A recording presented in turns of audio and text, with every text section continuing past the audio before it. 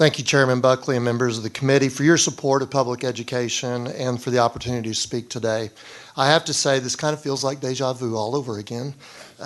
In spite of the funding and accountability aspects of this bill, which are greatly needed and appreciated by our members, I respectfully oppose House Bill 1 due to the ESA voucher portion. Public schools are available to every child in the state. They're accountable to every citizen of the state, and they're paid for by every taxpayer of the state. In other words, public schools are of the people, by the people, for the people. Private schools are not.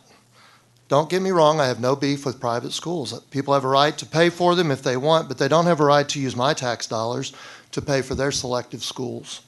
Private schools are of a few people, by a few unelected people, and for only select students. Meanwhile, public schools are a public good, and I believe what makes America such an incredible nation is that every citizen has a shot at the American dream, and that dream runs through public education. No matter their race, ability, income, or zip code, they will receive a free, appropriate public education to help them become responsible, contributing citizens of our state. Our founding fathers and our founding documents in our state and our country are passionate about the need for public education, but they make no mention of private schools. And let's not forget the original sin of vouchers, which was to prevent desegregation of our schools in the 1950s. Let's not go back to that time. Later, you will hear the pro-voucher crowd talk about how they care about all kids and parents' rights, how they do a great job academically on all kinds of tests, that they are accredited by different private groups, and that they support public schools.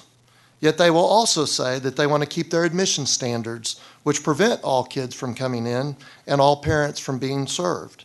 They will want to be exempt from any state accountability system or rating system or financial transparency to inform the public, and they will unapologetically ask for thousands of dollars more per student than the state of Texas has ever provided for public education.